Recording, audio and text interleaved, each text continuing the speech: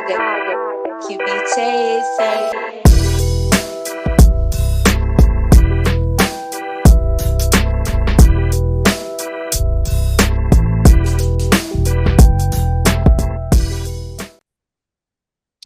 G'day, listeners, and welcome back to another very special episode of the Matter Mentality Podcast, where we talk all things training, nutrition, and psychology to maximize your performance.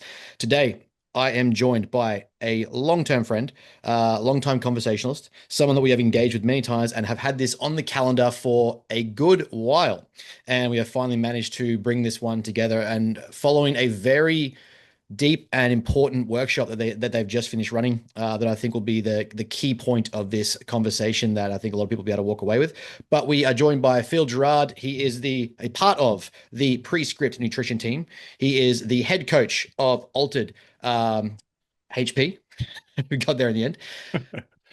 Mate, thank you very much for jumping on. We have a list of stuff to go through, and I could sit here and go through your credentials and talk all things. But to be honest, I'd rather get started with how you are doing and getting into talking about how we can help coaches be better. So, mate, thank you for finally jumping on. I know we've had it in the works for a while.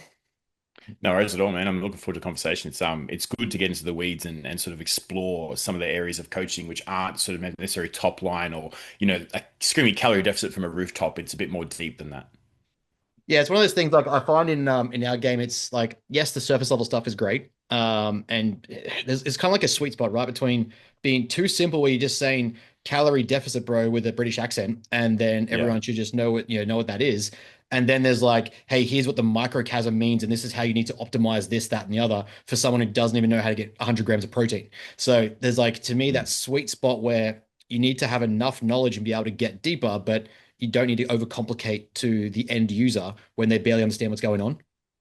Yeah, there's a really cool saying that I like to sort of use when I'm teaching, as you said, teaching the really deep ends of, whether it be biochemistry or sort of nutritional physiology and things like that. And there's a big argument currently, do PTs or coaches need to know that depth? And my personal belief is, I take this from Luke Leaman, and I sort of say, like, if you can't tell me how food becomes fuel, you shouldn't be talking about nutrition. Mhm. But what the answer to that sort of summary of that is sort of, I say, know the complex to teach the simple. You Yeah. need to know the next layer of the onion before you start teaching the skin of the onion, if that makes sense. Because what if the next question comes in, you have to decipher or differentiate between a person's position, situation, and environment, and how that influences where to take them. Yeah. Because we can all give chicken, broccoli, and brown rice, right? But if a Yeah. person has other areas which are influencing their decisions or, structuring their world, you have to sort of look a bit deeper into the emotion or the position of the person. And, not to jump the gun in our conversation, but I teach us a lot when it comes to things like habits versus behaviors. And Yeah. people tend to try and interchange that sort of terminology, and the reality is they're different. And I know they're different, and I'm sure most of our listeners will too. But it's important we understand the influence of an environment, of a situation, of an experience of that person will change the way the habit forms. Yeah. And of course, habits are repeated behaviors that at one stage were conscious and have somehow become unconscious through repetition. And I think that kind of leads into a very, well, it's going to be I guess the broader term or theme of the conversation itself. And coming off the back of what would have been a fantastic workshop you guys ran down in Melbourne, the art of coaching, I think that is such a part of it, and it would have been a huge part of how you guys ran the entire process. But understanding the art of coaching, understanding the art of understanding the complexity to teach the simplicity, understanding the right tool for the right job, understanding how to engage with your client, the softer skill stuff, but also having the technical knowledge to be able to do it. And I guess it kind of like, let's lay the groundwork first, considering you literally just ran this workshop. But to Mhm. you, and I think we're going to align quite heavily, but I want to give you the opportunity to kind of explore it. But how do you define the art of coaching when you're talking about the art of coaching, when you're talking about, working with people and beyond just sets and reps? How do Mhm. you sort of define that and operationalize it in a way where, it's meaningful and beyond just simply I'm a PT? Yeah, the biggest thing I like to do is sort of separate the person. We tend to have these things in coaching which we put individuals into buckets. So we have like a deficit bucket, a maintenance bucket, and then a surplus bucket, or we might have a physique bucket or a performance bucket. But within those buckets, we throw our clients into. We also have to understand that there's a person involved in that thing as well. So the art of coaching is really presenting yourself with And this is why I love, not to go into a tangent, but SDT, so self-determination theory, is one of the things that I really, Mhm. I'd say hang my hat on, but I think it's a really strong structure. You look at a person's competence level, you look at their relatedness, and you look at their ability to, perform in a sort of an autonomous position. When you give a person that task, when you associate a person with those three elements, you can really sort of put them in like their own little net, and sort of coach the individual. How you coach person A is going to be how is different to how you coach person B. So really understanding that a coach, as the name suggests in the classical sense, is working with the person and not with a textbook or not with a general bucket. And that's what I think the difference is between the two. And I often use the term, coaching versus programming, or coaching versus training. And I've got a friend of mine actually who's 1.4 million followers on Instagram and all this sort of stuff. And I said to him many, many years ago, when he was, not as sort of large on socials as he is now. And I said, "Hey man, you're a really good trainer." And he sort of looked at me and like, "Oh, you mean coach?" I said, "No, you're not a coach, because you don't give a shit what happens at the 59th minute after they walk away from your session." Yes. This is when he was doing in-person stuff. You just have them for the hour and then they walk away and then you draw the line. And he said, "Yeah, that's fair." And it's at that moment in that conversation that we differentiated the concept of Yeah. you are a trainer versus you are a coach. A Yeah. coach takes into consideration the other 23 hours of the day and how that person can actually apply their skill based on the things you teach them, and also taking into account their position, situation, priority, all of these things. There's a thing that happens, and this may upset a few feathers when it comes to your world, but there's this mistake that coaches have where they think every client wants to be on stage. And it's just Yes. not the case. Most just Yes. want to play with their kids without losing their breath. Most want Yeah. to walk up a flight of stairs. They want to look better, feel better, shit better, eat better, Yep. all of the betters. They don't necessarily want to coat themselves in mud and get on stage. And I Yep. think that's an important sort of thing that a lot of people tend to get lost in the weeds with. Yeah. Yeah, just on that point alone, I've made this. I run this as, I think it's part of the reason we don't have as many prep clients as people think, but it's Mm, philosophically because of that exact reason. I spend mm, more time talking people off competing because of the damage it will do and the yes. mistakes that it will make and the conflictions it will create, the psychological damage it will cause, because I Mm, truly don't think most people should be on stage. I think whilst the growing of the sport is great, I would prefer the audience grew, not the competitors. I think yeah. that would be a much better thing for the game. But obviously, to do that, you have to have bigger numbers, blah, blah, blah. It's a whole different thing. But that idea then transfers, I believe, to the general client who wants to sign up, where they've seen Greg, Phil, Paul, Susan, Sarah. They're all of a sudden going with this coach, and they're all now, 4%, 5%, 10% body fat, and they're Yeah. getting on stage in the next 12 months. Oh, that must mean I have to too. It's a funny conversation that I have when clients sign up, or we have a consult, like, oh, I don't want to get on stage. I'm like, not one of this conversation has indicated that you're getting on stage. Like, I Yeah. don't want you anywhere near a stage. I want you to Yeah. feel like confident naked with your wife, be able to run around with your kids, maintain an erection for more than 20 minutes, and Yeah. be able to train hard and run your business effectively. If you get a six pack from that, fantastic. That's likely a byproduct. But I think, like you sort of indicated, that's a mistake we're making in the social media world, is that everyone does a comp once or twice, everyone does a Mm, PT cert, and then everyone goes, oh, I'm a performance or a physique coach, and yeah. have next to no real world understanding of what it means to get those people there, understand goals, motivations, behavioral science, if it's even necessary. And then we're stuck in this. I don't think I want to get on stage. Mm. Don't get on stage. Yeah, that's Like fine. I, Yeah. I sort of like bracket it as like bodybuilding for life, or physique development for life, and physique development for competition. You can do everything up to the point of putting the tan on. Yeah. That's fine. You don't have to go on stage. Yeah. There's a really interesting thing that I sort of like to sort of voice when I talk about this sort of stuff, and especially this dichotomous position where people tend to think that everyone wants to be on stage, or have it not much think that, but they have this impression that, Yep. oh, the end of the goal is getting on stage, right? And it's to do with other sports, and physique sports in particular are very unique because the subjectivity of it is huge as the Yep. first thing. But second to that, if we look at, for example, weekend tennis, there's a A League, there's a Hmm. Premier, then we get into the recreational style leagues, and we get to what they commonly call beer league, where you just go and just hit a ball on the weekend. Yep. In physique sports, the beer league doesn't exist. You Yeah. have to have the certain predetermined abilities, look, genes, hip width, all of these things. And it's different to say, like, for example, my sport is jiu-jitsu. when you go to a jiu-jitsu tournament, as you go through the rounds, because I'm obviously ultra heavy, I'm over 110 kilos, so I'm ultra heavy class. In my first round, I'll generally compete someone who's, say, a little bit larger, less fit. So I'll get through the first round pretty easily. And then as you get up into the finals, quarterfinals, and finals, you end up being against guys who are built like me, 120 odd kilos, but just jacked and tan, right? They're the athletes.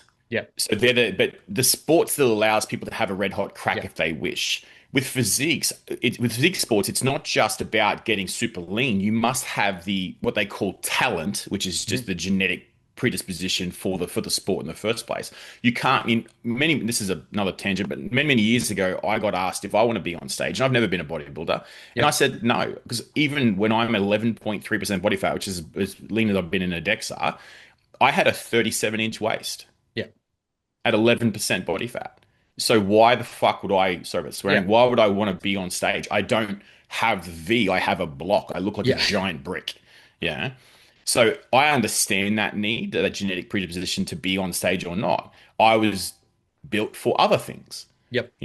So does that all make sense what I'm trying to say? Like there's no league in physique sports Yeah, to get a 100%. red hot crack. You either have the position or you don't. Yeah. And I think the addition to that, I guess, or the emphasis to that is also that because there is no prerequisite like divisions, anyone and everyone can jump in and give it their give it their all, and that's great.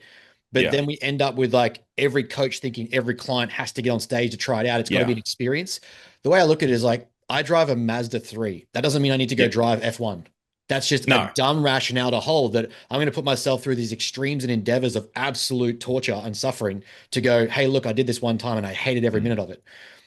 Like realistically, you probably should have stopped at like 7-10% body fat, just done a recomp phase, held there for maintenance, got healthy, maybe done a photo shoot. Maybe you just went out with your wife, got half naked at the beach and felt good. Like whatever that is, like that can be something that's satisfying and ticks the box. Yeah. We unfortunately now in this age of social media and bodybuilding and physique development and everyone showing off their six pack coming up is indicating to people they have to get on stage to be a part of it, or like they're not a true client or a true this or that to be a part of the game. And I think it kind of ties back to then going back to coaching itself and understanding your goals first and foremost is not the client's goals. What you want out of that client should be secondary to what the client wants themselves. And again, I think that, like you mentioned self-determination theory, and I think this is a fantastic point to try and touch on it. If I force a client into competing because that's what I think they've come to me for, and that's what I do, and that's, I'm going to take them even if they don't want to compete, I'm going to tell them that's what we're doing. Yep. The application of self-determination just goes down. Intrinsic motivation is going to be completely lost. The likelihood that they are extrinsically motivated by this, which is the pressure from me, so very externally motivated. There is no internalized drive for this. It's purely based on Ben wants me to do that. I don't want to let him down. I'm paying money for this. I should do something. Oh, when it's suddenly 3, 4, 5, 6 weeks out, I'm starving, I'm completely exhausted, I have no emotional filtration, I've got no cognitive function, prefrontal cortex has stopped existing. Holy shit, there's a chocolate cake on my counter. No wonder I just ate the whole thing. And then suddenly bodybuilding's to blame for it, this, that, the other.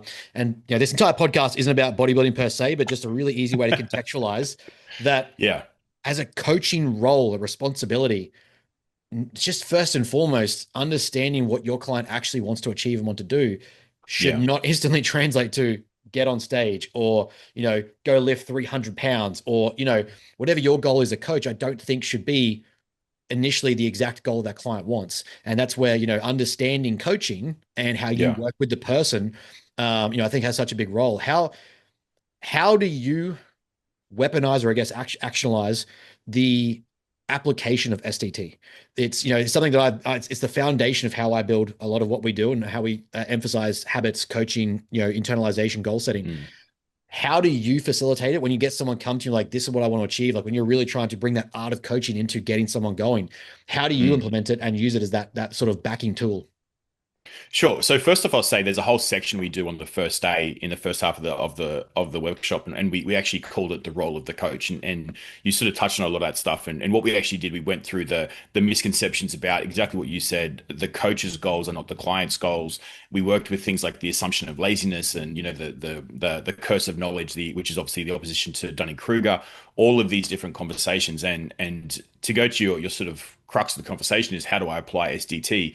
The first thing I do is I utilize this thing I call blended competence. And blended competence, especially if a person has come to me and said, hey, listen, I've tried this X amount of times, or I failed in this, I failed in that. We start to shift the conversation into something that's been successful. So what have they achieved in their world? What can they identify, which is a level of competence which they hold true? And then it's about restructuring that competence to demonstrate to them that, hey, listen, I've had success, or I've had a level of competency where I believe in myself around this topic. Okay, cool. So how can we take that success and demonstrate that to that person? Because they may be saying, hey, listen, I did this, I did this, I did this, I did this, but I can't do this. Mm-hmm. You know, it's like the old Meatloaf song. I'll do anything for love, but I can't do that. And it's sort of like, hey, listen, they've been exposed to these things of success, but they're not framing them as success. So part of the coaching role, again, going back to that phrasing, is identifying their points of success and then demonstrating, hey, listen, there's been success. So now how do we blend that into a belief that they can move forward?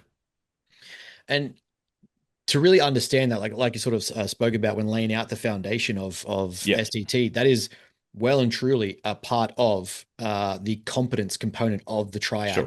If you were to look at it, right? And I think it's such a useful tool that people really understand is we look at it like a client comes to us, or like someone's done a check-in. Hey, this week it just didn't happen, or I can't do that. I can't get the 10,000 steps or something like that. And I've had clients do that where one of the guys, when I first started, was 119 kilos was peak weight. And literally in his life had never hit, as far as he was aware, above 5,000 steps. Office worker, very overweight, very sedentary lifestyle. Our new target goal, we've been together 3 years, at a target goal for him that we've been working on about 2 months. And it's like 10,000 steps a day. And he was like getting anxious and stressed about, how this is applying and how he's going to do it and how he gets it in. I'm like, take a step back, let's chill out. Remember 3 years ago when you thought 5,000 was impossible? And then we progressively worked it up to how do we include an extra lap around the gym between sets, or how do we, add a small walk around your lunch break, or how do we walk to get a coffee in the morning? And now suddenly you're at 7,000, 8,000. This 10 is just that next hurdle. And going back to it, you've hit all the hurdles beforehand. You're just overemphasizing how hard this one is, but you've had hardships that we've overcome previously. And now he's down. I think he just hit 86 kilos. So like, amazing. It's taken a while, but at the same time, it also took a long time to put on, right? But that to me, it's like, that's such an important aspect of coaching that people don't understand, is that first hurdle doesn't mean they don't care, they're not interested, it's a bad client. And I think that's a really important aspect to approach and understand if you're working with people, is they just need to see they have confidence and ability somewhere in their history where they've done something hard. And this is like why, and I'd love to see kind of how you approach it. But when I get someone who wants to start a deficit and you're like, oh, can we go aggressive straight off the bat? I'm like, where have you done that before? Have you ever done aggressive things previously? No, I'm usually pretty slow to start. Okay, well, can we gradually just step our toe in and expose ourselves a little bit deeper and a little bit deeper? Suddenly you have more confidence and experience with a deficit, and we can handle a bit more. Because I've never found someone go 100% all or nothing straight off the bat work, and usually leads to them dropping off and, shit going wrong. But do you find that as well? Like when you see people come in and they're starting off and getting the ball rolling, that the sort of all or nothing, like the 100%, 100 miles an hour kind of tanks the confidence level? It doesn't quite go the way they think it will? I would generally try and talk them out of the 0 to 10 mentality from the get-go. So from the initial conversation, and I'm sure you and your listeners and that are aware of things like open-ended questions and all of those sort of things as well. The OARS principle, affirmations, things like that. But the reality is I'll try and talk them out of the 0 to 10 from the get-go, because everyone starts at 0. Now, everyone's 0 is relative to their position. So even a person who comes to you or I, and they're quite further along in their fitness journey, they still start at 0. It's just the 0 is their relative, right? They're not starting at 9, because otherwise they wouldn't have progressed with you. So what I think is a really important thing to point out, and you touched on an example of this with the step count you just applied. Not everyone can go from 0 to 1 to 2 to 3 to 4. Now, why that sounds weird, because I just said you can't go from 0 to 10. So the natural assumption is you're going to go from 0 to 1, then to 2 to then 3. But in some cases, people go from 0 to 0.1 to 0.2. Let's use your example with the steps. That person may have thought, hey, listen, I can't get from 5,000 to 10,000 because it's just absurd, right? To go from that in a single day. But you might suggest, hey, 5,500, and they go, listen, I'm really struggling with that. Okay, well, cool. What about 5,100? What about that extra lap in the gym between sets. And not everyone's rate of progression is the same. But again, it's going back to the blended competency. You're demonstrating competence. If Yeah. they can get to 5,100 for a week, then it's 52, then it's 53, then it's 54. And everyone's path is different. Mhm. So to go back to your original question, how do I actually look at this from an initial point of view? First off, I talk them down off the ledge straight away because, I love the numerical values. I love this numerical referencing. If a person can say, listen, how has your week been? And this is a bit further down track. It's not necessarily an initial conversation, but how has your week been from a numerical value, 0 to 10? If they said to me, hey, listen, it's been a 6, I don't say, well, fucking pick up your act, be a 10. I Yeah. say, hey, listen, what do you think would make it a 7? Mhm. And I reinforce, I don't want to hear what's going to make it a 10, but you've given me a 6. How do you think we can get to a 7? And then they say, oh, you know what? If I just did a couple more steps on the Saturday, I probably would give it a 7. All right, cool. Do you reckon we can do that this week? Or I might, if I didn't rely on store-bought pasta salad or whatever the version of that story is, right? Yep. It's just that one thing. It's that one extra step which Yep. takes that individual from ranking themselves at a 6 to a 7. And again, yes, that puts the brakes on. And if there's a timely progression required, this can get a little bit taxing sometimes. But if you've got a person who just wants to be a better version of himself, understanding these small progressive changes is what takes it from a conscious action to an unconscious inclusion. Yeah. I mean, you've touched on just again, what's exciting for me having conversations like this is that the level that you're at and the people that you get to interact with and work with, you're one of the few people that I have met and spoken to and engaged with many times. Like we've had back and forward audios about how much we align on similar things. Mm. I was looking at how do I find something in the podcast to trigger you that we might disagree on, but because we had so much in common about things, like I didn't really have anything. But what I Probably a wanted to love for actually, bodybuilding. We'll disagree on that, but that's probably about ah, it. I love bodybuilding, but I wish more people didn't do it. Like I hate most of us for doing it. We probably agree on that. Yeah. But one of the things I'm curious on is, you've touched on basically motivational interviewing. Mm. You've oars and open-ended questions. Even the way that you described blended competence, we commented on your social media post the other day, Yeah. is a degree of ABC, acceptance commitment therapy, cognitive behavioral therapy. It's a blended Mm. mixture of basically exposure therapy and Mm. confidence through competence. And you've combined these into frameworks you can teach people. And I've found very few people that actually are able to do this and still want to push people towards physique change, performance change, improvements. Mm. Usually it's like the mindset coach will like, oh, just you're beautiful the way you are, don't do anything. And then there's like, no, you got to stick to chicken and broccoli. Yeah. When did you start to realize the importance of behavioral function, cognitive function psychology, emotion, things like that, in getting the client to actually achieve a result? I think that's the deeper question probably Yeah. coaches and listeners will really appreciate. There's someone at your Yeah. level, besides just me repeating the same thing all the time, is when did you realize like just giving this person macros or the next set progression or like, an advanced squat mechanic is not going to be the thing that gets them down 20 pounds? Yeah, it's an interesting story because I have a bit of a weird start. So my world is performance nutrition, and I I'm very thankful and fortunate enough to work with some very high level athletes right up until the professional fields. But I actually started my shift from say basic nutrition into performance actually through the army. So actually I wasn't in the army by any means, but I lived in a town. We were a garrison city, and a large population of the army base there wanted to progress into the special forces. Yeah. So I was able to help them with their training, with their nutrition, as they went through the selection process. And I'm very fortunate that a lot of the guys that I worked with were successful either in two commando in Sydney or what they call the Nice. West, Yeah. which is where SAS. And that's sort of how I steamrolled into sort of the performance world. And that moved into CrossFit because, of course, their training styles can be quite similar. And then from there, I jumped really far ahead and started working with athletes, like true athletes. And it wasn't until I was established within the athletic community that I sort of had a bit of a backtrack and I started working with what I call athletically minded Yeah. individuals. And athletically minded individuals are people who train like and live like an athlete, but they don't necessarily compete in a given sport, Yep. whether it be a performance sport or physique sport. They just, they eat their chicken, broccoli, and brown rice. They Yep. eat 6 times a day. They sleep at the right times. But when these individuals who live like that came across a social endeavor, like maybe a nephew's birthday or a niece's Yeah. birthday or a christening, they didn't know what to do. Their world was thrown, and they were the ones. It wasn't the athletes who text me 10 times a day when that Yep. happens. It was these athletic minded individuals. And I sort of had to go, hang on a minute. I can't give this young girl or young guy a bowl of brown rice on a Saturday night because they want to still do things with their Yeah. friends. And we started to look at the interventions that we could include or the modifications we could make to their week to allow those things to happen.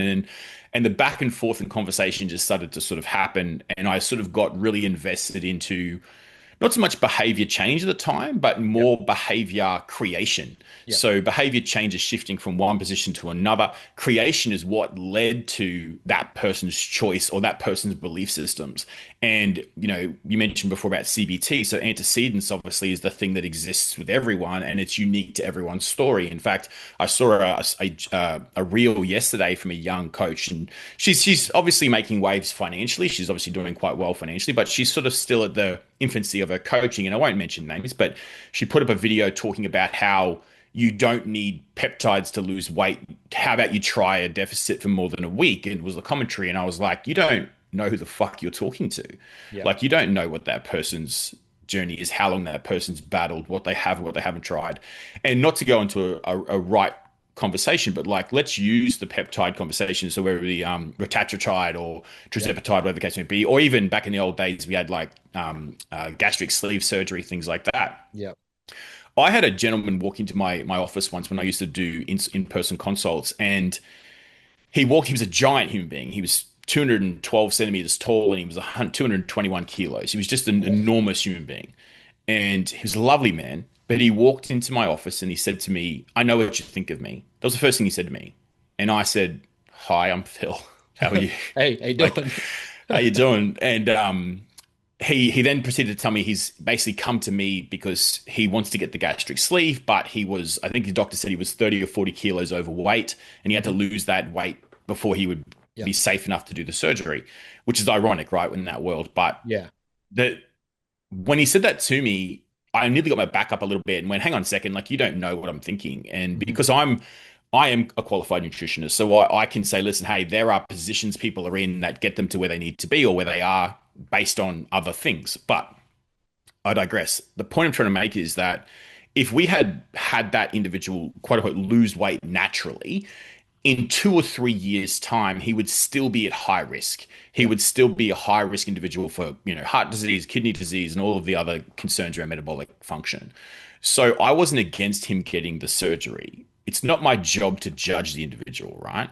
So when you've got coaches who really don't have the science background talking about these things and just saying things and dismissing a person's emotion, it really leads down a slippery slope. And I know this is not answering your question, but it's a thing I wanted to get off my chest because it's one of those things that I think is that type of footage on social media that's happening more and more about you don't need this and self-discipline and all of these different things. You're not taking into account a person's behavior creation. Why are they there? How did they get there? What is the influence? Where are the priorities? I love that saying, you can be great at anything, just not everything all at once. Yes. So when a person is building a business or a person is having issues with their marriage and shifts away from health and tries to focus on their marriage, or their kids are maybe sickly or they've got a concern and their focus goes to their kids, do you think that's a deficit problem? It's probably more of an emotional connection to that food. So I think that understanding that everyone has a journey and going back to that bucket conversation, right? It's not, yes, they can put that person in the bucket of a calorie deficit, but what's in their little net that sits around that person? What got them there in the first place? And having these conversations with these athletically minded individuals really cracked the door for me to go, oh shit, there's more to this. Yeah, I think it's an interesting experience, I think, when you start to realize that not everyone is going to be a type A conscientious, highly driven, bordering on neurotic personality type that just wants to succeed at all costs. You're going to get, and a lot more, I think, for anyone listening, you're going to spend most of your time working with the general population, the average Joe Blow who wants to be that sport minded, or just simply, hey, last time I felt good, I was playing sport in high school and I wore my, the netball mini skirt and I felt really confident in it. I felt great. And all the boys are rocking the guys with footy shorts and a stubby singlet and I was good to go. That was probably the last time they felt confident with their shirt off. And that's what they're picturing as success. So they're going, how do we get back to being that athletic? It's got nothing to do with, not nothing to do, but mechanistically, yes, calorie deficit. Biopsychosocial, everything else going on. And That's right. these are Yeah. the variables that I think so many people misconstrue or misunderstand is, and don't get me wrong, like I'm the first person that says at a certain point you have to knuckle it and get through the hard stuff. Like if you want a Yeah. drastic result, you do have to do the thing at a certain point. But it can't just be as simple as, especially as the coach, where they're looking to us as a role model, as a leader, as someone to kind of listen to and follow. That's why they're paying us money to work with us. It can't just be, oh, you're just being a bitch, or you just suck, or like you're just Yeah. sucking it. You know, you're complaining. It's understanding their emotions, behavior, what they know, what they don't know, understanding where they are and where they're starting from. And I know you kind of operate from this level as well, which is like, instead of being like, hey, I expect you to have a nutritional literacy score of 4 out of 5, you have a 1, you suck. It's actually, you're at a Mm. 1. What can I teach you today? What do you need to know Yeah. tomorrow to get things happening? Oh, like here I am talking about amino acid profiles and, how to maximize optimal protein intake. And you're Mm. like, what the hell's a protein? We're not going to, like, that's a redundant conversation at that point, to that person's interests, to their knowledge, Mm. to their awareness. As far as they know, they have no idea why that protein plays a role in talking about losing body fat. And I Yeah. think that's such a misunderstood and poorly appreciated aspect of coaching. Whether you work with the elite guy, between both of us, we've got elite athletes, we've got great clients that absolutely get after it, but we've also got general executives that are like, I want to Yeah. run my business better, be performing better, I want to show up better, and be, happy, Mm. healthy husband. And the Greg and Susan who wants to pull down 40 kilos. They But all, sorry to interrupt you, but that's where the term, this is where I think the term performance nutrition gets misaligned, right? So like people think performance nutrition, they think sport performance. I yeah, think yeah, performance. I think a person has to be the best version of themselves yes, in their current situation. yes, So you use the CEO example, right? yeah, That's a really cool example because that person has to be cognitively mhm, functional, has to be on yep, point, all of these things. He or she is making big decisions. yes, The Greg and Susan has to be the best parent, has to be there for the kids, yes, has to run around all day, has to doing all these things, has to go to work and then potentially take their kids to 3 different sports that afternoon. I yep, spoke to a lady yesterday whose young boy is a football superstar, and he plays soccer, union, and league, and they all start in the same week. And I was like, right. And she works a full-time job. So it's like, hey, listen, that's her version of performance, right? yeah, And to extend to what you said before about the literacy conversation is a big factor. And yes, we can apply this to nutrition because it's the easiest one to apply to, but we can apply it to any type of health mhm, literacy. And I have these 3 phases which I use called the build phase, the collaboration phase, and the guide phase. And the mhm, build phase is you're building education, you're building capability of that person. We yep, move from the build phase into the second phase, which of course is the collaboration phase. What we're doing is building autonomy. Yeah. yes, And once we build that autonomy, we're going, hey, listen, here's a bit of rope. Go out and, choose your own adventure, so to speak. And yep, then we build into a guide phase where we're bouncing off each other about, hey, what's the next best option for you? And that's the refinement stage, right? That's where we refine these tasks. And it's important to sort of understand that because I've said this word a couple of times today, and I said it a lot the other weekend and during the workshop, and we talked about this phrasing autonomy, or you must give autonomy. Anything you do in coaching, the goal or the end goal is an autonomous position for that client. yep, But autonomy doesn't mean if I'm saying, hey, there's a structure involved, how am I creating autonomy if I'm giving them a structure? Because autonomy isn't lack of structure. yep, Autonomy is the permission to give structure. yep. Yeah. So if the client gives you permission to offer structure, that's one of the things that we can look at. And that creates a world where the person can build this process over time. I wanted to head down this point because I think at the level we both talked about and the level we both work with people, and sort of what we learn and see, especially when you talked about starting with elite athletes, is something that I've based a lot of my philosophy on, and that I run this concept in my head that you don't have to train with me to be like Michael Jordan. The idea for Mm, me is, as someone who loves elite performance and understanding high performing individuals, I want to take from Michael Jordan and teach you how to be better. I want to mm, show you how you can level up as an average a human being. And if we end up skewing that average a bit more to the right, the standard lifts with it, right? Like yeah. it's obviously there's the bell curve and the middle percentage, but if we can get that skew to be a little bit more to the right, the average standard is higher, not just Mm, we're stuck dead in the middle of average and good. mm, Now, one of the things that I think people get misconstrued quite heavily when it comes to self-determination, motivation, when it comes to performance, is that they think highly successful or elite level people are infallible and they're basically these perfect individuals that make no mistakes, do nothing wrong. They've got yeah. this easy life and everything's stress-free and it's good as gold. Tell me about your experience working with that, because I want to get the lessons out of that kind of for the average person listening, the average client, and just coaches as well that maybe not have those populations yet. it's Yeah. not sunshines and rainbows working with those athletes. It's not like there isn't fires to put out, or problems to solve, or things to, things to fix. So Yeah. how do we take from them and learn from those lessons? Are elite athletes these infallible, never make mistake type individuals, or are we also making mistakes at that level that the average person probably doesn't realize?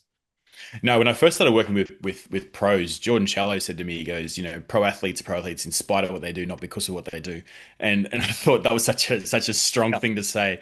Yep. And I'll give you a really cool example of this. Many years ago, I was doing some consulting with the Crocodiles, the Townsville Crocodiles, which is the former NBL basketball team, and That's such a I took Townsville them all name. to yeah, yeah, well, yeah, suits, doesn't it? I took them all to Woolworths, and I said, so Woolworths being the supermarket, and I said, all right, guys, I want you to go to your favorite aisle and just show me where your brain, when I say nutrition and where I want you to sort of think about food, go to where you need to go. Only one person went to the Whole Foods aisle, as in with the rolled oats and the quinoa and all sort of shit, and it was a Canadian import. A lot of guys went to the cereal aisle, the breakfast cereal aisle. A lot of guys went to the biscuits and snacks. A few guys went to the meat section, but they went to where the sausages are, like the shitty Yeah. wheat-filled, crappy barbecue meat style sausages. Yeah. And I was blown away. And I was talking to one of the US imports, and he said to me, "I don't need to talk to you. I'm good with my nutrition." And I said, "Oh, you know, what gives you that impression? Walk me through that idea." And he said, "Oh, I get two bacon egg McMuffins from McDonald's every morning on the way to training, and that gives me the fuel I need to train." And I said, "And how many hamstring injuries have you had this year?" And his S&C coach, he was the one actually invited me to do the talk in the first place, looks over and goes, "Three." He had popped his hamstring 3 times in a season, to various varying degrees. And when I actually spoke to him, he was out for the rest of the season. And I went, yeah, well, now we know, like it's one of those things where they have these habits. They've gotten to where they've gotten to because of their habits and because of Yeah. their behaviors. And sometimes they fail to think, hey, listen, is there a way I can drive to the next level? Because they're already at the top of their game, or what they perceive to be top of the game. Also, as well, there's a because especially with sports like the NFL, for example, where they're traveling so much, Yeah. they often have a bit of difficulty in guiding their choices around nutrition, because obviously it's prepared for them, or they have to grab things on the run. So you're working with people who tend to sort of lean heavily into just, if some food is good, more must be better.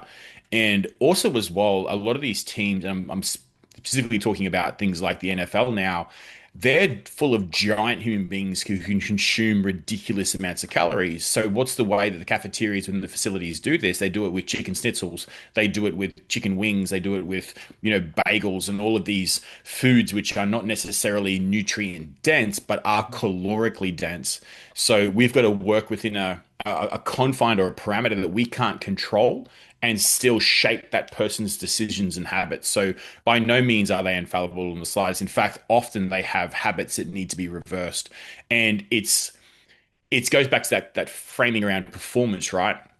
Performance and health work side by side until they don't. Yes. You must have the foundations of health in order to drive performance, but there is a point where the actual parallels start to separate.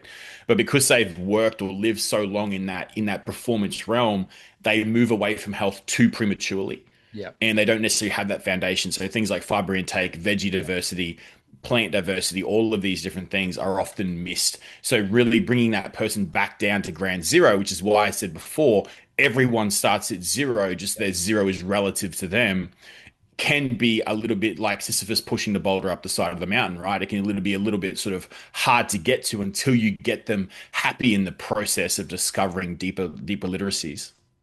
And do you think at the level, they're basically polar ends of a spectrum rather than like on different scales. You've got the Yeah. general level, like person, like your athlete minded individual, and you've got your elite athletes. Hmm. Are they making the same mistakes at just different relative levels, or are they making Mm. drastically different mistakes, experiencing different outcomes? To me, Mm. I find I kind of know what I experience, but again, you probably work with even more than I have. We definitely have. Are you finding that it's kind of like it's just different levels of the same mistake, or is it expressed in very different ways? It's both, to be honest. If I use an example for both, when it comes to the same mistakes at different levels, it could be the same mistake, but for different reasons. Yeah. So an example would be things like struggling with sleep. So the Gen Pop or the average Joe may struggle with sleep due to things like uni studies or work commitments or things like that, or maybe their kids are early risers or whatever the case may be. A professional athlete may struggle with sleep because of travel commitments or because of Yeah. team commitments, things like that. When it comes to things like food choices, it may be a similar conversation with a similar vein. So it could be, for example, misunderstanding about nutrition or misapplication of nutrient density, for example. A really easy one to work with that is like things like whole food focus. So people will tend to get onto the Tom Brady bandwagon about whole food first, all of these different aspects, but they don't necessarily look at the fact that Tom Brady is a specimen among specimens, right? He's the was it uncommon man amongst Yeah. uncommon men. Yeah. What he does may not be applicable to the average person or even the average athlete. So when you've got an offensive lineman or a running back in the NFL who or a wide receiver who eats paleo, that may not necessarily be feasible to that person, but it may be to a person who throws a ball for a living, yeah, who has to run 10 feet before he lets go of the ball. Yeah. So they think if a superstar does it, I can do it too. And it's Yeah. like, it's the same problem, but applied differently. Yeah. And I think this ties in quite well to it was a post you put up from another podcast that you did. And again, it's where our brains I think overlap quite well, and I think it's a perfect place to kind of position why it's so important and how you develop competence, how you develop autonomy. Is your approach is understand, I guess, in that sort of behavioral creation Mm, and versus habituation or habits versus behaviors as well, is systemization. mm, And when we work with guys like even when you look at the high performance just general person or the high performance athlete across that spectrum, it might be mm, executives that have to, one of my guys is just inherited a family business, but it's a very successful family business. We mm, had 3 months, 2 months over in Europe. We had a month in America for a family holiday. He had 2 weeks over in China. He had up and down the East Coast acquiring machinery for his operation, all of this mm, stuff. But along the way, we've got to figure out, well, how do we incorporate his nutritional strategies, keeping the body fat off, keeping appetite in check, getting activity targets in of some kind, home workouts, that sort of thing. The go-to here is not, oh, here's your meal plan, stick with it. The go-to is what yeah, systems do we know?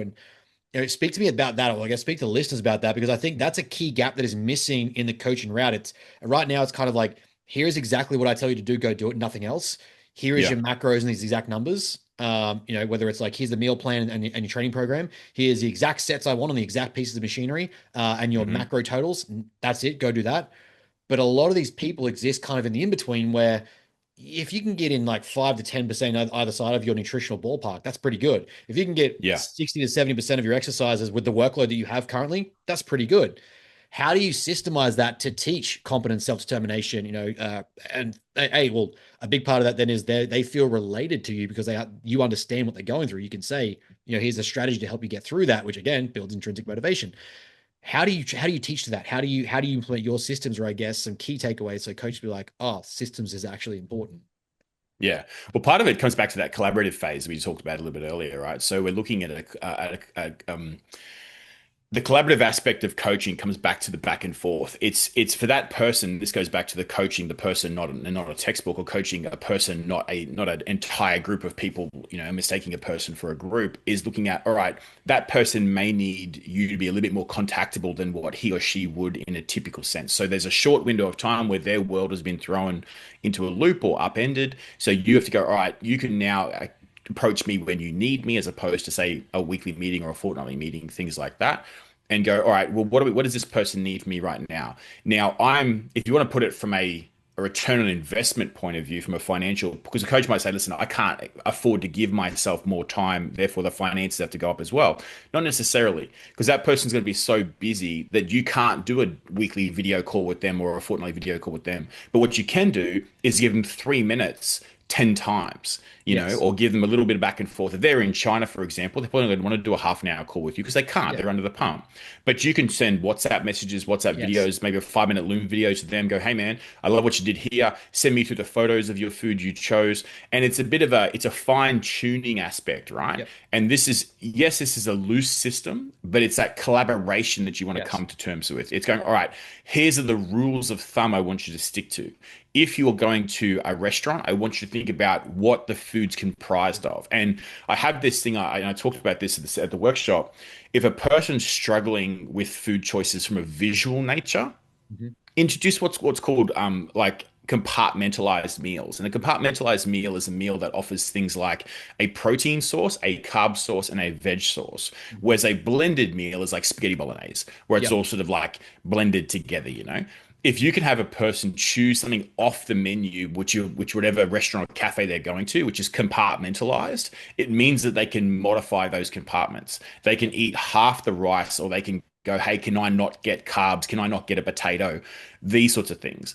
Also, as well, if the person's, let's say that, for example, they're a weight loss client, I will always ask them to get an option which is measurable. So let's use steak as an example. Steak is always measured for the most part on a menu. It's 200 gram fillet, it's 250 gram sirloin, all of these things.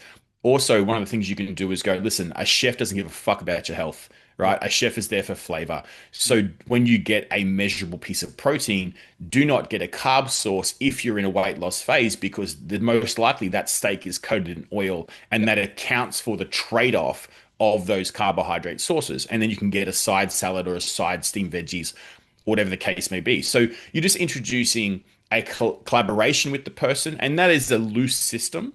But then that's going to allow that person to make decisions based on where they are in the world. And that really just like this is where I think people get misconstrued about understanding what discipline actually is. Yeah. What you're teaching here is realistically how to framework disciplines, where Yeah. we're combining or building out a guide rail or guardrail here where you have the freedom to operate within these constraints, but you're able to make the decisions in real time, test yourself, trial things out. And then, one of the things that I like to use with that is if someone goes, let's say, too far. Going back to the post we talked about, the point we talked about previously is like ABC, antecedents, behavior, consequence. So we went in there with the intention of, going to dinner and you were supposed to choose a protein, and it was going to be, and also have a side of vegetables. One of the ones I like to teach is like a two plate rule. So like if you're going out to dinner in a deficit phase, it's either going to be an entree main or a main dessert. If that's, if Yeah. it's a special event, like you pick those two. Once you get off the chair and you leave the table, that's it. The free meal is over. There's no snacking on the way to and from, that sort of thing. Super easy to control that. And basically, once we get there and say if that doesn't work, instead of being like you're SOB, you failed me, we look at it as like, okay, ABC, what happened first? What was the action? What was the consequence of that? Well, Hmm. I didn't eat properly all day, so I was really hungry at dinner. You told me I should have my protein and veg in the day, but I just didn't get time, so I was actually starving. Okay, so you fasted and calorie banked too hard, overcompensated by eating too much food, and then the consequences you feel like shit and your weight kind of went Yeah. up. We can see and map out exactly. Generally, like the way I like to teach it is like if any one of those letters is missing, the other two tell us what happened. So if there's, we don't understand the antecedents, but there's behavior and consequence, we can Hmm. very easily figure out what led up to it. If we don't Yep. understand the consequence, but we know what the behavior was, okay, your weight's probably going to go up tomorrow and then it'll correct itself. So, Yep. these systems allow us to teach discipline and sort of reinforce behaviors and patterns, and it becomes habituation. So Mm. now, after working with this guy for 2 years, he goes to China, or he goes to the Europe. He goes down to Sydney. Instead of saying, "Hey, here's exactly what you're going to do at the restaurants when you take clients out," he goes, "I didn't choose an alcohol. I had a diet soft drink. I had a protein bar, a protein shake, my fruits and vegetables in the day, and then I got a protein-based meal with a steamed carbohydrate alongside it." Cool, Yeah. man. Sweet. You've nailed it. There is literally nothing for Yeah. me to say to that. I'm not going to be like, hey, you shouldn't have had rice at dinner. You've literally done everything that is needed inside a system on when you're traveling, or what we like, I call like my holiday system. I call it like my travel system, executive system, Hmm. my fallback system, whatever. As opposed to here's exactly what you need to do. It's here is a systemized approach that you can implement your behaviors and make choices. And I think, ironically, in the current world we are, where discipline's like this toxic word, that is how we actually build discipline, and Yeah. people make disciplined decisions as opposed to like, oh, you ate off plan, you're not as disciplined as me, you piece of shit. Yeah. Well, that goes back to the thing that I said before about autonomy, right? Autonomy is not lack of structure, it's the permission to give structure. So exactly what you said about, the ABC model, or allowing a person to make the autonomous decisions within a framework which you've given to them, right? So the structure is what you've given to them, but then the choice within that structure is their own. And this is the most important part I want people to take away from our conversation today is autonomy is always the goal. The guidance aspect of coaching is always the desired outcome.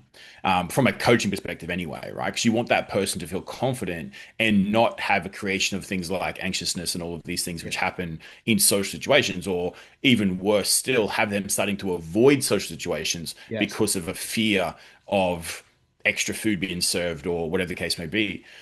From a larger, I suppose, predictive or preemptive position, you can apply this thing, which I like to give things names, and I think it sounds a bit cliche, but it's jazzy, right? So I say plan in, prepare out. So a really easy way to explain plan in, prepare out is if you, and you, I brought this up because you mentioned before about calorie conservation, or calorie banking as it's more commonly called. When you plan into an event on a, let's say a Saturday night as an example of this, there's two things you need to remember is firstly, don't starve yourself, because that's going to lead to rebound hunger, as you stated a bit earlier. But secondly, as well, what gets lost a lot is this misunderstanding about the replacement of a certain intake. Now, when you go to dinner with your friends on a Saturday night, and let's use a really calorically dense example, Mexican or Italian or something like that, you're not having your dinner and then also having the meal at the restaurant. You're having the meal at the restaurant in place of the dinner. So if your typical dinner is, I don't know, let's say 600 calories, and the dinner you're having at the restaurant is, let's hypothetically say 1,000 calories, you're not 1,000 calories in excess, you're 400 calories in excess. So how do we approach that? Well, we approach that the 2 days or maximum at most 3 days prior, and we might conserve a day by 5 to 10%. We do not want to go excessive, go past 10%, because that's when we start to get the rebound hunger response.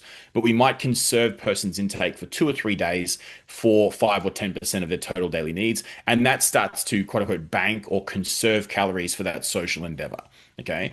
Second to that, that's the plan in portion. The prepare out portion is actually an additional rule that I have in place is whenever you go out on a Saturday, make sure the next day's meals at the very least, if not the next couple of days' meals, are prepared before you go out.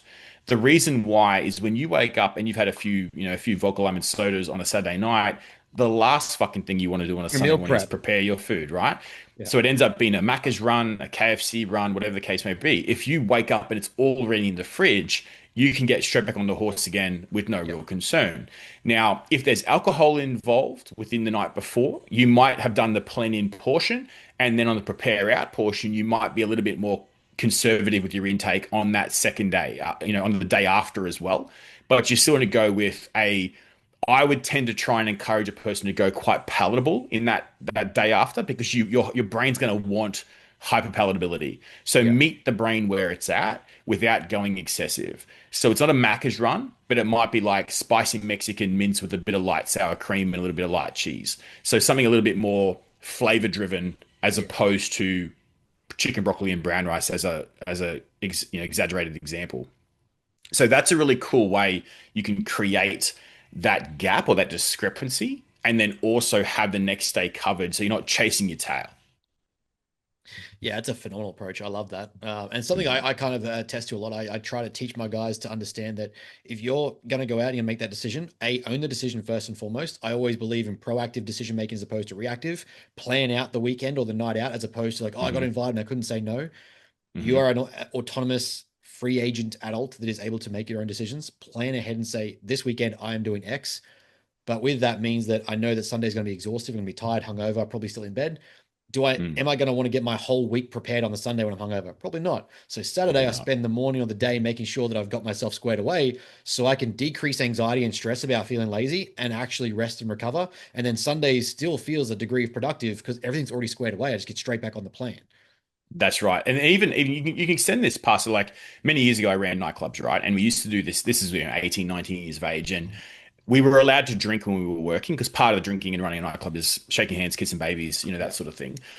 But you don't want to be absolutely plastered at the end of the night, because you can't count cash off your face, right? So we used to do this thing where we would look at, if there's a circle of, say, a bunch of football players who were in and they were guests, you would shout most of the rounds, and then every sort of fifth or sixth round, a football player or whoever you are entertaining would say, "Oh man, I'll get the next one." So the bar staff knew to serve me soda and lime in a rock glass until somebody else purchased the drink, and then it would be a vodka. So only every fifth or sixth drink, even sometimes less than that, was actually going to be a real drink, and every other drink was just water with lime juice. And you can do the same thing with a Diet Coke. You can do the same Yep. thing, with Diet Ginger Ale. Put it in a rock glass. Your friends won't think anything, Yeah. untoward. This is a really strong tool to use because people work with, my dad used to say, you eat with your eyes first, right? Yep. So people assume with their eyes first. We actually apply. I used to work with a guy, young guy. Um, how to explain his job? He was a high roller entertainer, if that makes sense. So the high rollers would go to a casino. He worked for the casino, and it was his job to entertain them, and that included multiples of booze, like just insane amounts of alcohol. We're talking like 10 to 12 drinks a night, 5 nights a week. And when I knew him as a teenager, he was this lean, shredded, like young Greek guy. By the time he was 20, he was just a bloated mess. And he knew it, right? His health was Yeah. on a pretty bad sort of projectile. So we introduced that same rule. And next thing you know, the guy's down like 10 kilos. He's back living life. He's waking up fresh and going to the gym. All of these things because he didn't feel like a dog's breath every single morning when he Mhm. woke up the next day. And interestingly enough, I told that story in one of my nutrition labs about 2 months ago. And at the workshop on the weekend, a young guy who was happened to be in that lab said, "Hey, I actually applied that with one of my clients and he's already started losing weight." And it's such a crazy thing, something that we just did Yeah. as part of our nightclub practices, Yeah. 20 years ago, is now making successful journeys for people in what 2026. But I think that's a testament to the idea of how systems work, right? We're Yeah. not creating rigidity. We're creating frameworks and opportunities in which you can make better decisions and be disciplined. And funny enough, leads to one of the next questions I had, which was how do we reduce friction to execution? Because that's where most of Yeah. the hurdle is, right? Is people have a friction to a behavior that we're trying to get reinforced or trying to build upon. But systemization like this, it enables them to still keep their normal life, or at least the thing that they enjoy, reduce the actual problem that they're experiencing, and then still be able to achieve a result without making a Mhm. drastic change. I think a lot of the time people try to make these, especially like around New Year's, around events, birthdays, whatever it might be, these massive changes in life. I've got to Mhm. restructure everything, and then it lasts a week and they wonder why they fell off. With systems like this, and I had a very similar example. I had a guy who was doing 40 beers a weekend, and he was Nice. he had like a 4 on 4 off sort of roster, and he was doing 40 beers. What's two cartons? 48 beers 48. Yeah. by himself. And he was absolute that he's got a drinking problem. He can never stop drinking, yada, yada. We Yeah. went through this was so much more behavioral psychological than it was nutritional deficit intake. And we went through this process of going through things. I put a few strategies in. So I call it my 3 drink routine, which is when you go out, regardless of what your friends think or what they say, every hour you have a water, a diet soft drink, and then an alcohol beverage. By the Mm. time you get through that 3 or 4 times, you're so full of liquid that the idea of having like more of that or like more alcohol actually gets like exhausting. Like there's no way I'm Yeah. gonna be pissing all night if I keep doing this. So you might have had like normally, I again, it's combining several frameworks. I'll say, all right, I want you to create your boundaries for me. Give me the limitations. This weekend, you're going to have X to X drinks. What's the radius you want? It could be anywhere between 4 to 7. Okay, cool. If you fit in, as long as it's inside 4 to 7, that's a Yeah. W. If you've intended to do that, it's still a W. And if you get over or below that, cool. We'll figure it out. We'll look at why that happened. We put that in place and said you can have 4 to 7 alcoholic drinks, but you also have to have water and a soft drink, diet soft drink. He went from 48 beers a weekend to now drinking 0 carb beers and never going Mm. back. He's been sober for like 2 years now. But at no point did I say you can't drink. At no point did I say you can't have these things. At no point did I say, as a coach, you're a failure because you keep drinking. I just looked at the Mm. systems and said, okay, how do we reduce the friction to your execution and standardize this practice, make it something Yeah. you can follow, and then you execute it consistently? His entire life, weight came down, body fat came down, marriage improved, relationships improved, work life was better. Yeah. All that's like stemmed to just improving the system of his alcohol consumption. It's such a crazy thing because like now you've got actual bars selling like Hardly Normal and all of these different zero alcohol beers and I very rarely drink, but the last time I did drink I was out with a bunch of guys from jiu-jitsu, and weirdly enough we went from one bar to another, and one of the guys who was with me grabbed his car keys, and I actually went, "There's no way in the world you're driving," and he said, "Dude, I've been drinking zeros." And even like I hadn't noticed because I thought he was Yeah. drinking Right. beers. So it's becoming, unfortunately, we do have a stigma in Australia around drinking versus not drinking. Yeah. But the introduction of these zero beers is actually, it could be that, going back to the numerical value, it could be the 0 to 1 for this Yeah. person. The mouth feels the same. The impression he's giving to his peers feels the Yeah. same. And this is that progressive change over time, right? Yes, he's still getting the calories from the sugar that's in the, no alcohol beers, but he's not getting the alcohol. Yeah. And that could be the cascade this person needs to progress them. And of course, we're talking about specific instances here, but how often does this instance come up with a Gen Pop client for people Yeah. who are playing at home, right? It's such an important part of this conversation. Now, if I can segue myself into what I think you're going to ask next about creating systems and minimizing resistance, this is a conversation where I love to sort of talk about the process which I use. And first off, we talk about desired goals. And desired goals have to be determined because we have what's called perceived goals and actual goals. So perceived goals is what a person comes to you and thinks that he or she Yeah. wants. But when you start digging through questions and open-ended questions and all Yeah. of the affirmations and things that we talked about, it turns out the answer they had originally is nowhere fucking near what they actually wanted in the Yeah. first place, Yeah. right? And it could be, I wanted a six pack shredded, da da da. But actually, you know what they want to do? They want to be impress their wife or impress their Yeah. husband, or they want to play with their kids, like I said before, without losing their breath and all of these. They want to go to soccer training and have the other people, other parents go, fuck, you look great. Yeah. It could be whatever the version of that may be comes out in the wash, right?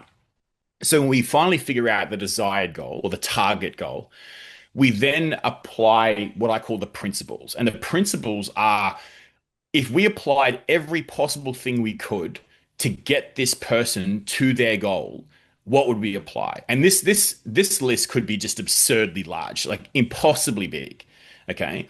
Once we have that principles list, we then put it through the roadblock wash. And the roadblock is what stops that person actioning each of those principles. Now, it could be time management, it could be just overall feasibility, so time away, it could be what parameters or what we call the cost of that task. So things like action interference, things like time discrepancies, things like financial cost. But it's important we do say that cost doesn't always mean financial. It could be the cost to that person's lifestyle, Yeah. the change required, all of these things. But either way, we apply the person's roadblocks, which starts to zero out these principles of application. And then after we do that, we're left with what I call the interventions, right? And these are the things we've zeroed down or whittled down to have what's left over. And then these are the things we're actually going to apply. And then we take those interventions and we create a method of approach. And it's the method approach comprised of the actual interventions that have been distilled from the principles that Mhm. would meet the person's desired goal.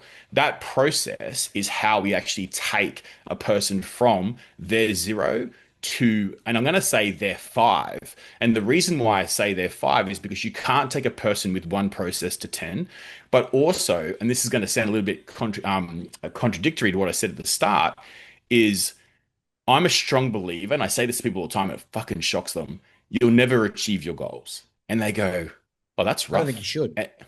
Well, the reason why is because goalposts move. Yes. Yeah. When I started bench pressing when I was like 15 and I wanted to hit one plate, I had gone to the gym and I'd seen the Samoan guys that I lifted with doing two plates, and instantaneously I wanted to do two plates. Yeah. So before I even hit one plate aside, I was already looking at two Yeah. plates. So what happened was my goal of one plate became part of the process, and next my goalpost had shifted. Yeah. Okay. So this is the same thing. And this is where you mentioned before about the coaches process and then suddenly they're on fucking stage, right? Yeah. It's the same thing because that does happen. A person Yeah. goes and just joins a fitness group and then it starts at F45 and they realize it's fucking retarded and useless and they move on to the next thing.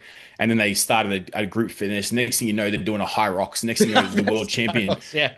But the next thing you know, they're at the world championships in Chicago doing the world championship high rocks, right? Do you think they started at F45 Yeah. 5 years Yeah. ago wanting to go to Chicago to do high rocks world championships? They didn't. Yeah. But their goalpost shifted over Yeah. time. And one of the things I find with that too is, and I'll be curious how you kind of see this, but what I tend to find is a lot of the time we get going, we start these, these goals we set, they sound really out there and crazy because we've never actually narrowed down and focused on them. But what I Yeah. tend to find is the time horizon we give this goal ends up becoming shorter and achievable because we've now narrowed our focus, we've reduced distractions and frictions, Yeah. and we're getting these principles in action, as you sort of said there, with the removal of the roadblocks.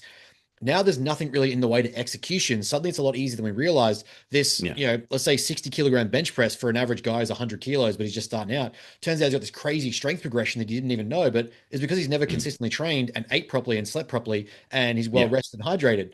So his perception of what's possible is skewed based on what he's currently been limited by. Once you remove those filters and you get into it, oh, turns out I can do XYZ way faster than I thought. So now Correct. that goes far. The horizon has to expand and the next big goal has to expand. Otherwise, you lose that intrinsic motivation because, well, now we know that in the zone of proximal development, it has to be hard enough where it pushes your skill set, but not so easy that you're not stressed by it. Yeah. If you're achieving it too easy because suddenly it was like, well, actually, once I removed all that shit, that was a piece of piss. Well, now you look at it and go, well, that's not a really bother to me. I'm going to do the next thing. I'm going to try something different.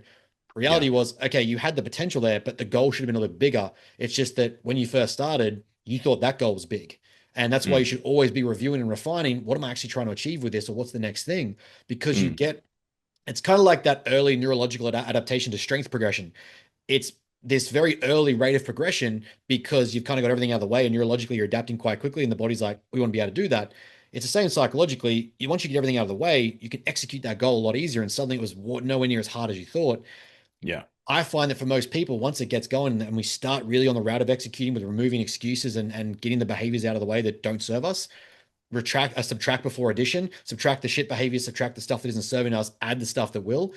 Suddenly that 2-year goal you did in 3 months. And it was like, now but also as well, like think about breaking goals down into what I call process goals and what I call gold medal wins, right? So a gold medal win is a target goal, but you have to achieve the process goals to get to the gold medal win. So, this not to, because I think James Clear is a hack for the most part, but like if you look at the identity, well, the problem is he stole so much of it, right? From like BJ Fogg and all of these different, sorry, that's a different conversation for today, but he just modified it and made it popularized, right? But if we look at one of his concepts for a moment, he talks about identity shift into process, and then process shift into goal or outcome. Is outcome focused. We have to look at that with some semblance of realism, because an outcome is a series of habits and behaviors which form the process, right? A process is behavior and habits bound together into one sequence, which we call a process. But you have to have habits and behaviors in place. So you have to have these process goals, these progressive goals that then lead to the outcome, which in this case is the gold medal win. But when you have a person who's constantly changing their goalposts due to the reasons that you've just stated, what you actually want is you want the gold medal win, the original gold medal win, to actually just become part of the process goals. Yes. Right? It blends itself. It starts here, but as you get further along, it blends itself into the process goals. Right? And this goes back to the conversation I had about, no, you won't ever achieve your goals. It's you're moving the goalposts because your original goals have become part of the process. And I had this girl a couple of years ago, and we're doing exclusively gym stuff.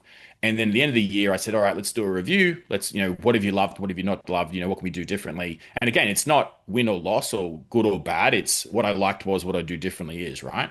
It's that language helps people feel confident and competent in their progressions. But she said to me, she goes, I want to run 10Ks. And I said, you've never mentioned running to me. In 12 months of working together, you've never brought that up.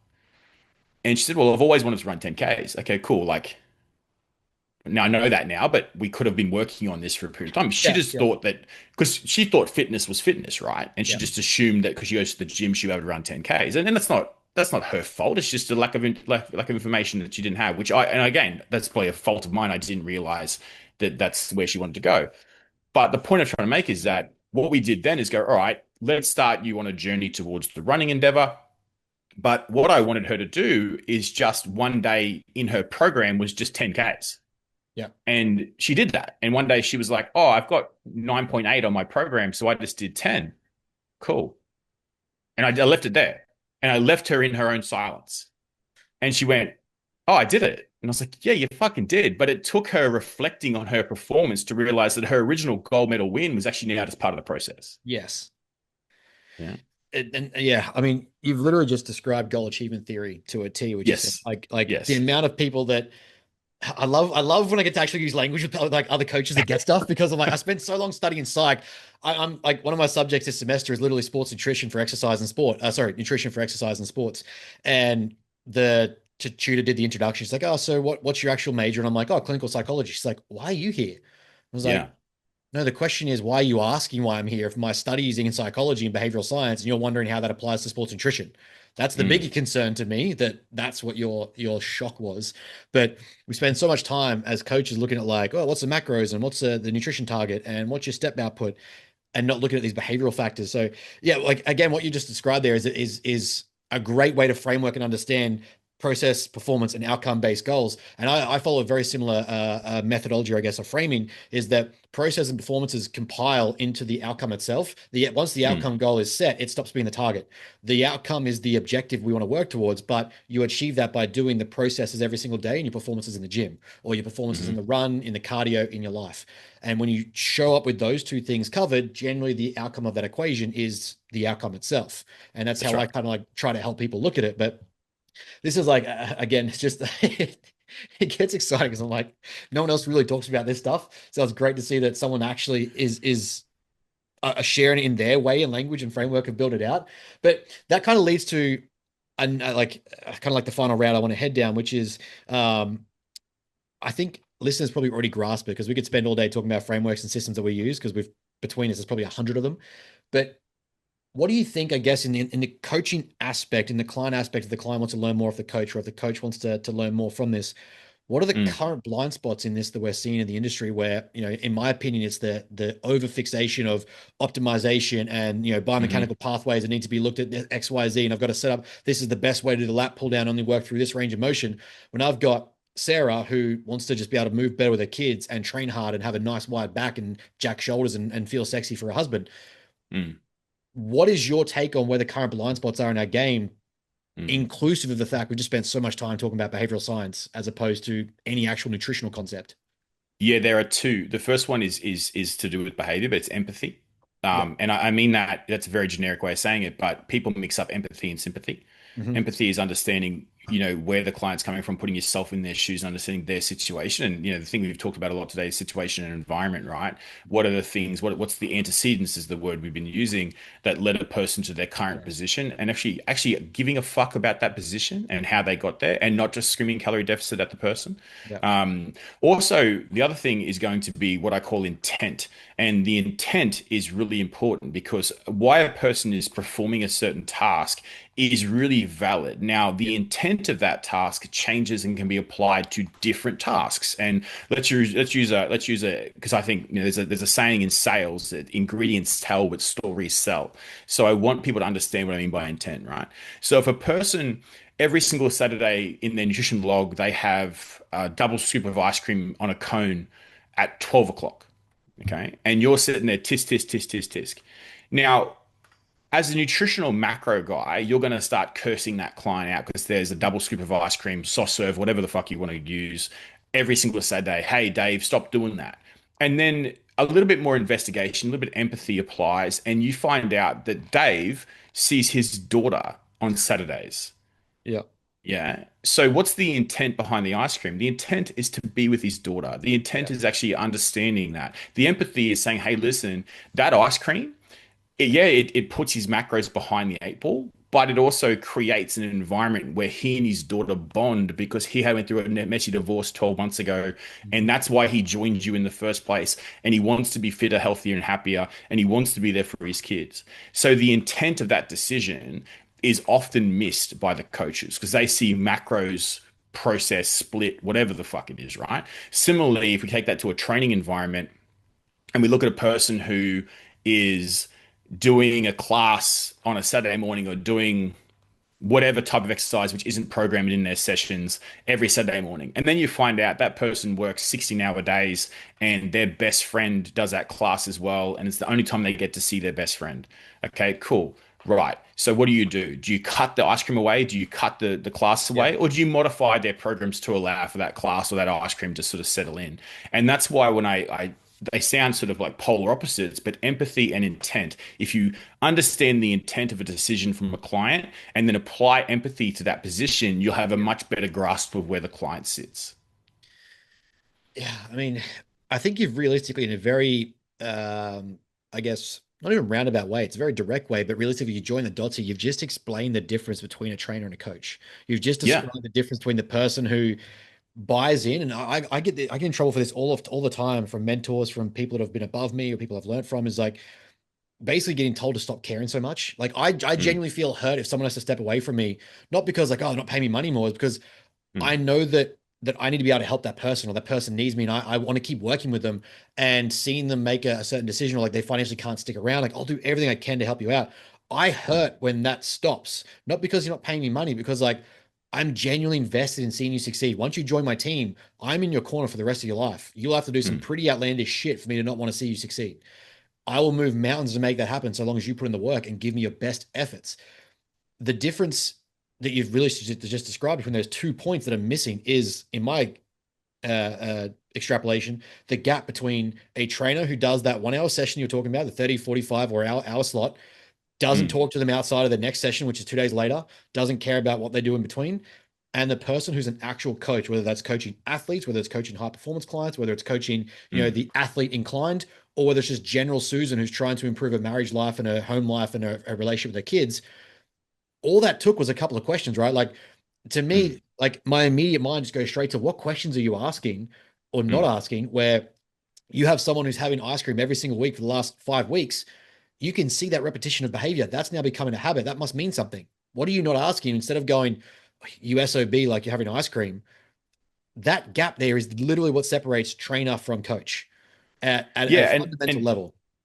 can I interject? I have a secret weapon question so I'm just going to disconnect my Bluetooth. I have a secret weapon question which I ask, and I said this at the workshop, and I think it's a really cool thing to think about. Is when you're doing your initial interview with your client, or even your updated interview, whatever, how often you do like sort of like reflective checks with your clients, which you should be doing, by the way, because people's positions change. I ask one thing, and this question has nothing to do with the obvious, but it gives me so many things to dig into. If you ask your client in the first portion during that build phase, do you require a family-friendly meal plan? Mhm. That question will tell me where their priorities are. It tells me where their focus is. It tells me what to look for. Similarly, one of the things I teach in my labs is I say to people, hey, listen, it's not always what the client says, what they don't say. So the example I'll use here is if a person says to me, hey, are there any foods you don't like? No, I eat everything. And then they briefly mention that their son has a peanut allergy. Okay. That tells me that their priority is their son. So Yeah. don't give them peanut butter. Yeah. Yeah. Okay. So little things like that, that has nothing to do with my coaching him, but Yeah. it has to do with where his priorities have been stated Yeah. indirectly. But the meal plan one, do you require a family-friendly meal plan? And I give them four options. I give them yes, no, only dinners, only on weekends. Yeah. And where they stack those answers helps me open up a better conversation pathway, right? So part of the if those we mentioned this process, the OARS process, a couple of times today. For those who aren't aware, that's part of the motivational interviewing process. But the A in OARS, OARS, stands for affirmations.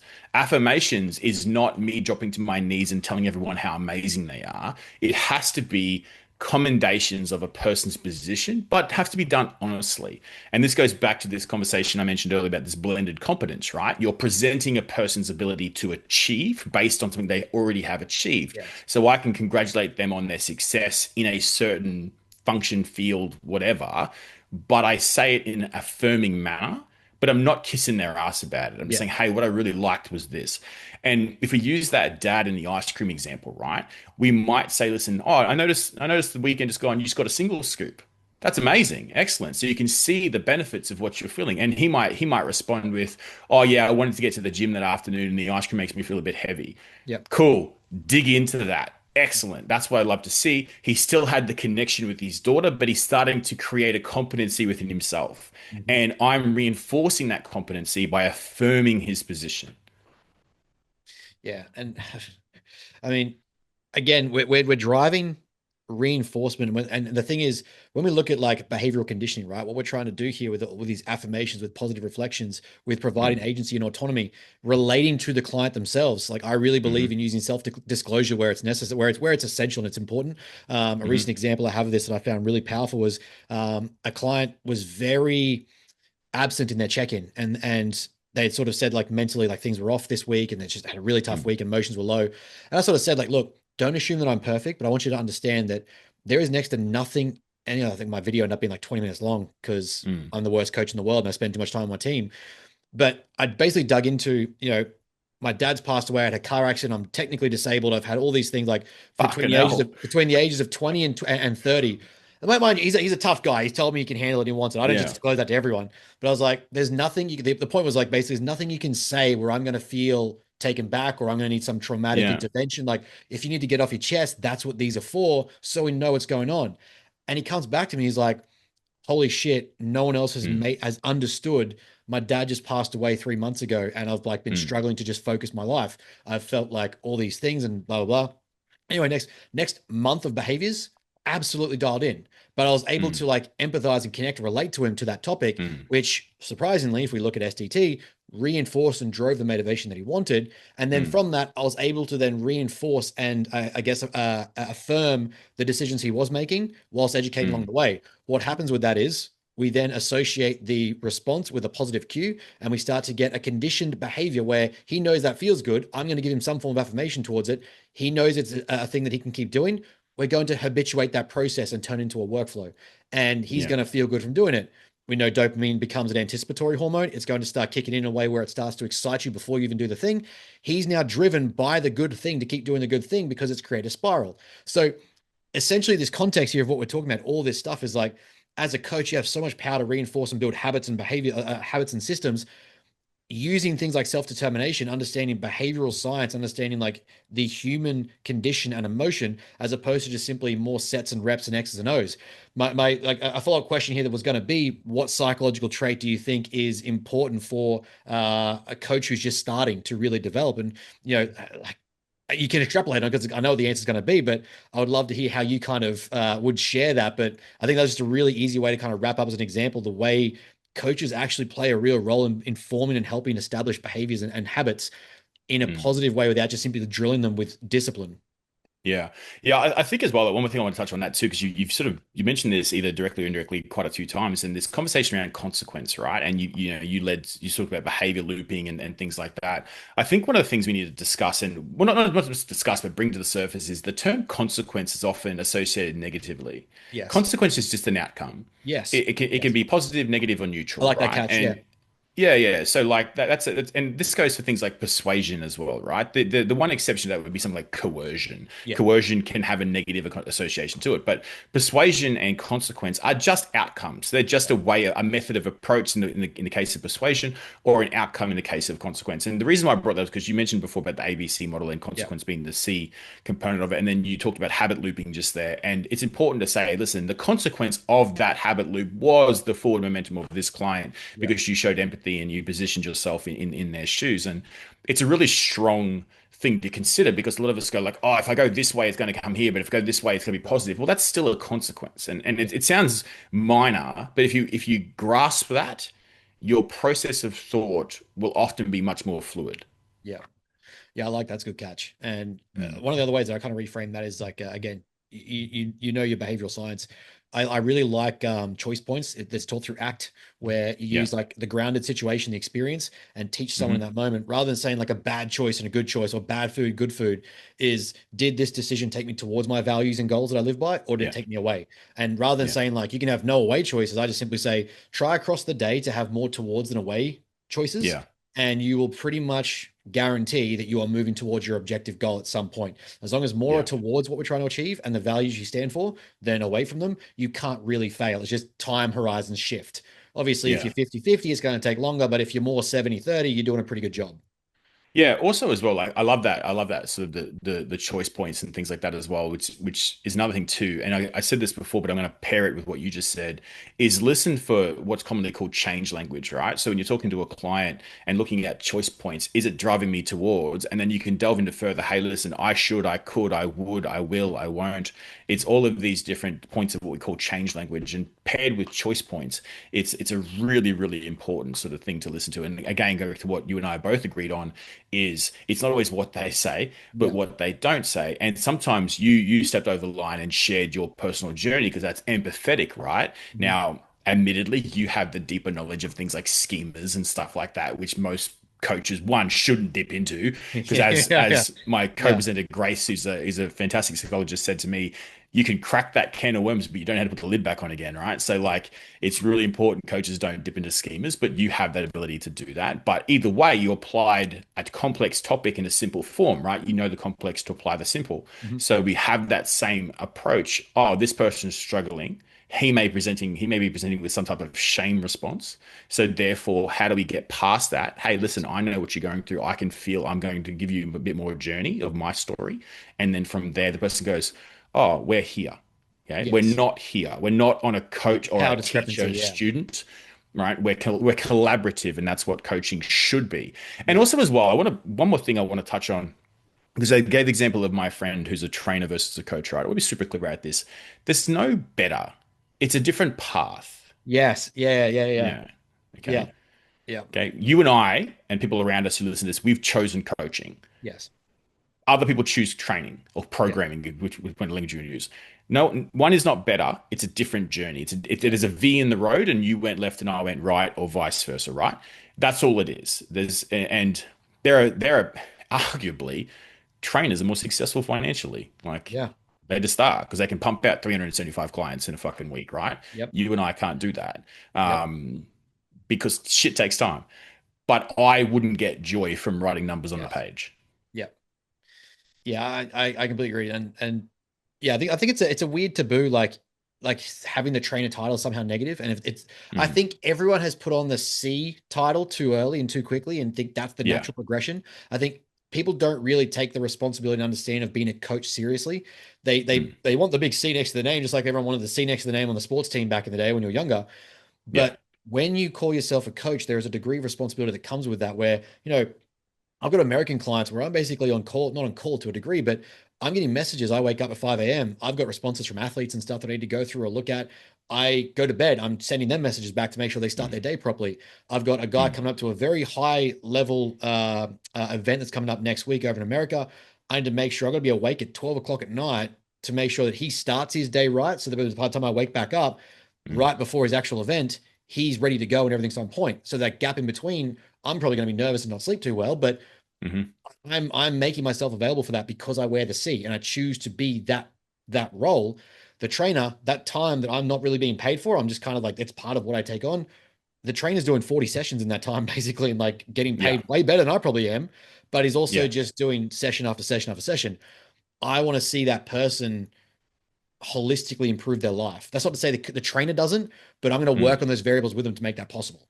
And I think that's it's Yeah. not better or worse than any other. It's just that you can see 50, 60, 70 people in that week smash out 200 sessions. You'll be exhausted, but you had a great week of interacting with people and their strength's gone up. They feel better. They move better. They had their gossip session versus me being like, I might only have 40 clients, but each one of them takes a lot of my mental toll to handle that level of work. It's just Yeah. different not even same, but it's really, it's apples and oranges, but it's kind of heading down the same road.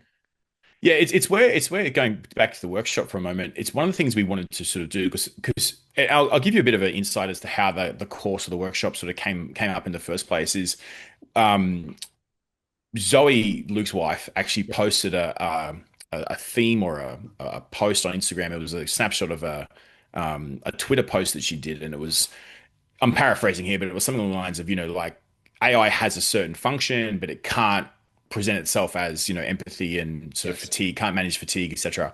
And then she said, we're safe, as in the coaches are safe. Yeah. And I was discussing it with Shay on a drive to Sydney one day, and her and I were talking about limitations of things like AI functionality and Yeah. things like that.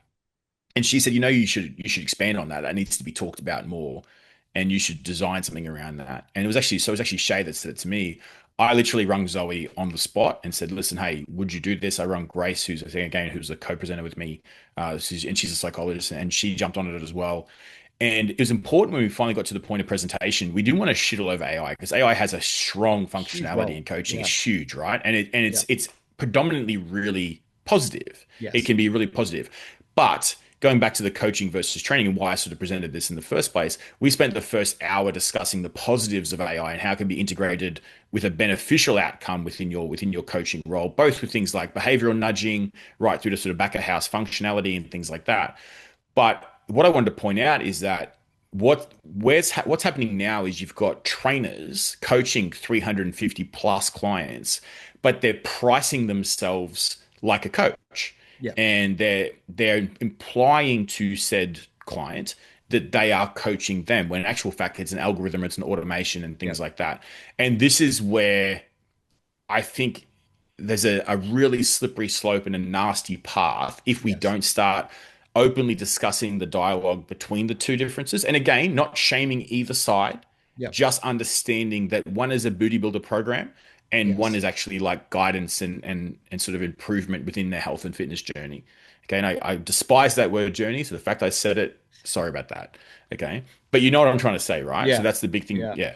Once we understand there's a definite discrepancy or difference between the two and a line in the sand, we can go, all right, I'm training with such or such and such. I buy such and such as program or training or programming or whatever you call it, but I coach with XYZ person. Yes. Yeah, that line in the sand I think is important, and understand, like, just for clarity's sake, I use a lot of AI in the back end of our business. I use a lot of it Yeah. to like, I have that many thoughts in my head. I'm prepping, I'm coaching 40, anywhere from 40 to 50 people. I'm, at university still. I'm like on running or engaged with other programs or businesses that I help as well. AI helps me get a shit ton of ideas on paper, map them out, spread them out, establish things, Yeah. help me clarify my head. Where am I seeing mistakes and blind spots? I use it, funnily enough, to critique myself more than I praise myself, or, like, use it to say how great I am. I will, when everyone's like, oh, AI just hypes you up too much. I'm like, tell me I'm a piece of shit. Where do I suck? How can I be better Mm. at this? I use it for that lens, but Yeah. that frees me up in terms of, like, like systems. We've talked about systems for the individual, like, client or athlete, but systems for a business coach, for an owner, for someone who's got the business back end. I use it to help me establish systems, SOPs, workflows, so that I know exactly what has to happen here, here, and here. And that frees Yeah. me up to do my actual job. And that job is coaching. So it's got its place by all means. I think, essentially, like you just described there, we need to understand what those two camps are, not that one is Mm. better or not, but simply then how the functionality applies and how we can actually use it so that we do it properly, ethically, and morally towards the client instead of just ripping them off. Yeah. I actually I'm a big believer in stress testing. So like my mum, part of her many, many hats before she retired was a copywriter. She used to be a copyright editor. And I used to send whenever I wrote, I would send to her and she would just tear me a new Fair one part. Yeah. in grammatical corrections and all of these different things, right? To the point where when I used to have a business Facebook page, she used to critique me in the comments Oh, that's about, fantastic. but she had no idea she was doing it. She just did it because that's what Just she little, does, right? So yeah. I've now started using AI for that function because I can get a return in 30 seconds rather than waiting 3 days for it coming back to me and whatnot, right? But one of the things that Dr. Tim Woods, he's a neuropsychologist, just talk about is that, we now know that there's research now on the utilization or overutilization of AI where you're becoming sort of poor in memory recall and all of Yeah. these different things. He talks about writing whatever essay report, whatever you're doing, and then pretty much having AI critique and modify and edit. And that's exactly the tools that you just said you do. It's the thing that I do. And in fact, I actually stress tested the two day workshop Mhm. with AI. I put the 138 slides and I said, basically go nuts, like critique the shit out of me more or less.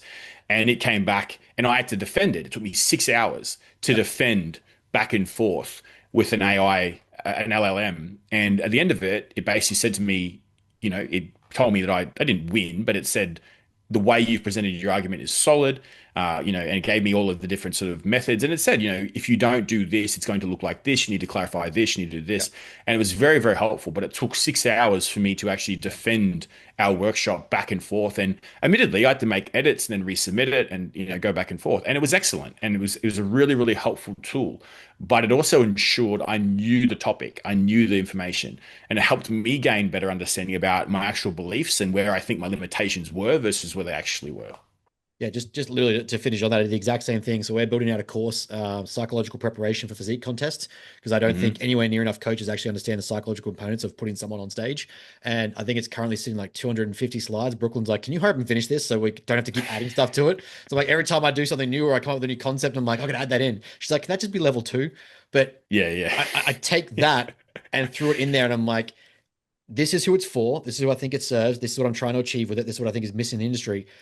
Yeah. Have at it and tell me how I suck, or tell me where it's going to be misunderstood, misconstrued, taken out of context, or whatever it might be. Hmm. Exact same thing. I wrote the 250 slides. I laid out the framework and laid out the start and end point, and then went, as an educator and as a coach, someone who likes to teach, how is this going to sound or be given? Am I actually competent in what I'm talking about before I go try to teach to people? It's like, yeah, change these things, thin it out, blah, blah, whatever. But that's like, to your point, is exactly right. I think too many people are turning to AI to simply, hey, pump me out a piece of content.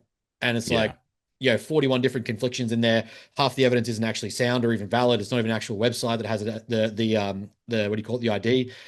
And Mm. it's just like, oh, that's my references for this post. I'm right. And it's you've learned nothing about it, but you're teaching something because you think it sounds cool, and you hope that your audience is going to catch on to that you're intelligent, and then they'll sign up with you. Really just makes you look dumb, and you just kind of like watered down your value. So, but yeah, I love that approach. It's how I use it, and I think a lot of coaches will do well to use it that way and Yeah. actually enhance their knowledge as opposed to outsource it. Yes, 100%. And I think that's a really strong thing to think about as well. Like you still need to apply your own knowledge and then stress test your beliefs and your argument against the wider world.